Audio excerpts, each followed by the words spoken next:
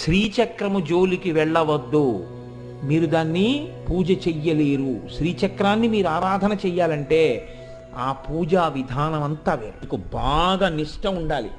అపారమైనటువంటి నిష్ణాతులై మీరు శ్రీచక్రాన్ని ఆరాధన చేయవలసి ఉంటుంది. మీరు అలా కానీ చెయ్యకుండా తెచ్చి ఫ్యాషన్ కోసం శ్రీచక్రాన్ని ఇంట్లో పెట్టారనుకోండి, ఖచ్చితంగా అది విపరీత ఫలితాలు ఇస్తుంది. నేను చెప్పట్లేదు ఈ మాట, మళ్ళీ చెప్తున్నా, పరమాచార్య చెప్తున్నా. పరమాచార్యుల వారే మీరుతో మాట్లాడుతున్నారని గుర్తుపెట్టుకోండి. శ్రీచక్రాన్ని ఇంట పెట్టి పూజ చెయ్యడానికి సిద్ధపడకూడదు. అటువంటి స్థితిలో మనం ఉన్నాం. శ్రీచక్రం గురించి నాకు బాగా తెలుసు, శ్రీచక్ర పూజ ఎలా చెయ్యాలో నాకు బాగా తెలుసు అన్న పెద్దలు కొద్ది మంది మాత్రమే ఉంటారు.